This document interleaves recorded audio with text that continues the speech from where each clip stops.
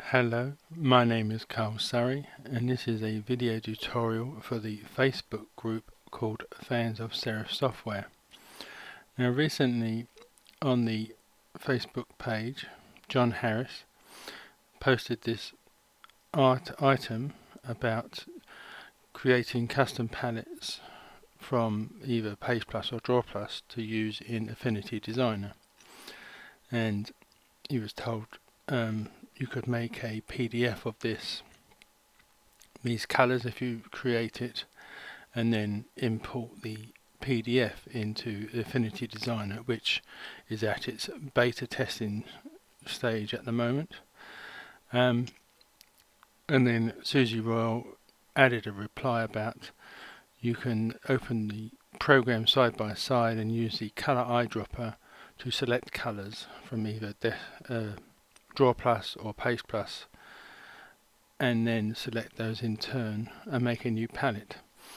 Now, creating my own palettes is not something I've done in PagePlus, and I don't own DrawPlus, but it did intrigue me, this idea of getting PagePlus and the Affinity Designer beta program working together, so I thought I'd have a little test of it, and this is my look at that.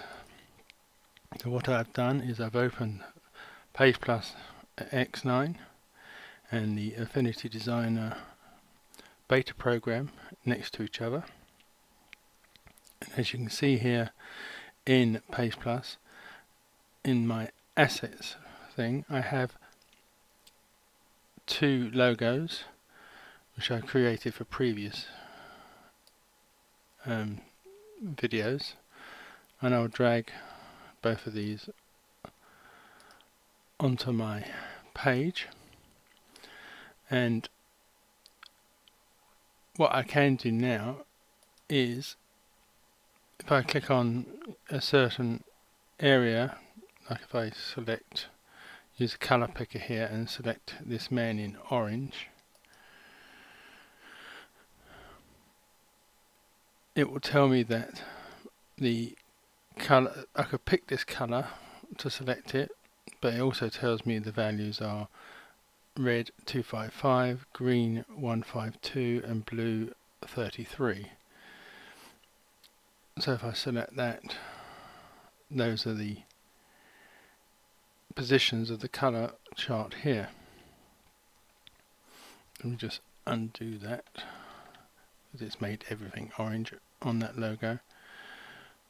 But you could make a note of those numbers and then convert them onto this color wheel here, but you need to change it from the color wheel to sliders, and then you could enter the numbers here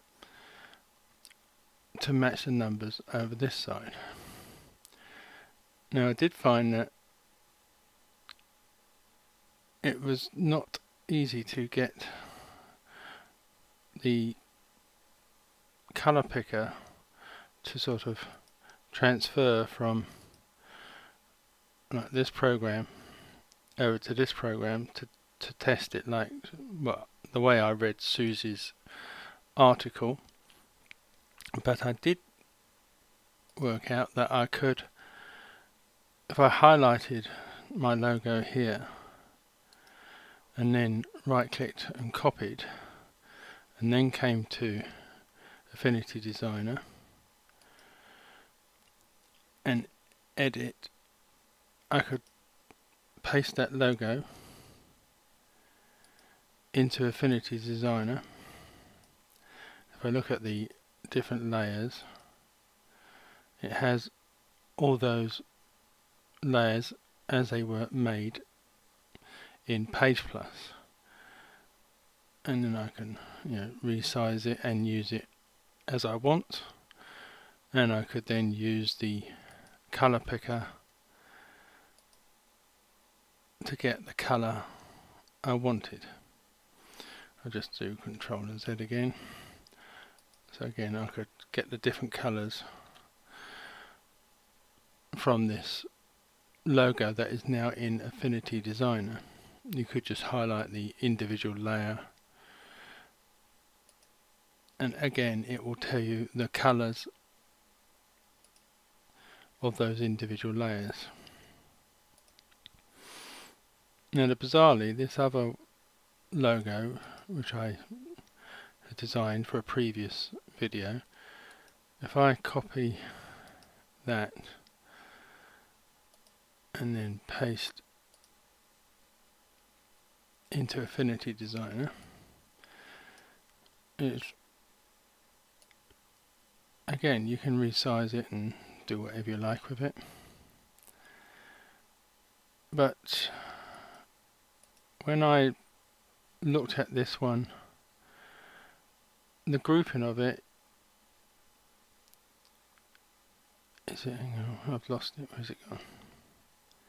Oh yeah, the bird one, it doesn't transfer all the layers. It only transfers the whole image. Whereas this logo, although I've accidentally placed it in between the layers of that one, let me delete this. There we go, and then go back to the main artboard and then paste that in again. That's better, so it's now not in layers above or in between these other layers.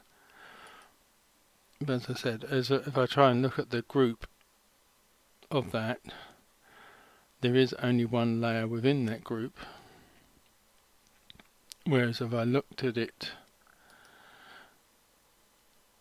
in PagePlus, there was a lot of layers, but they didn't sort of transfer over into Affinity Designer, but this logo's did.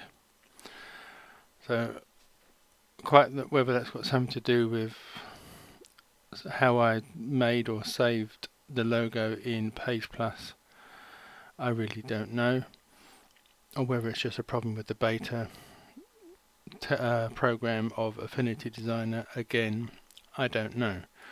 But you are able to copy and paste your logos or whatever from PagePlus, and I'm guessing DrawPlus and possibly WebPlus, into Affinity Designer. So if you've designed logos and or want the colours from the logos, you can copy and paste it into Affinity Designer and then use your colour picker to select the colours that you want to keep and make as your new palette in Affinity Designer. Or, like I said, you can just make a note of the numbers for the colour that you want and then just enter those numbers in the boxes over here. So that one's 255 and that one's 152 and that one's 33.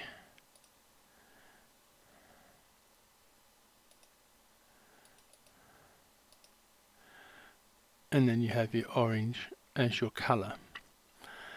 So it may not be quite what John was after, and I may not quite have understood Susie's answer in about using the eyedropper, working between the two programs, because I couldn't get it to do that. But hopefully this is a little workaround that maybe John can use by making a page of his colours, maybe grouping them all together and just copy and paste it straight into Affinity Designer without having to make a PDF and what have you. But then again, that may also work for future dates. This may not work in the finished version of Affinity Designer, but I imagine a PDF will do. Like I said, I hope this has been of some help, and at the same time it has taught me, and I hope you, a little bit about how Affinity Designer Windows version can work with PagePlus, DrawPlus and possibly WebPlus. Thank you very much for watching, and goodbye.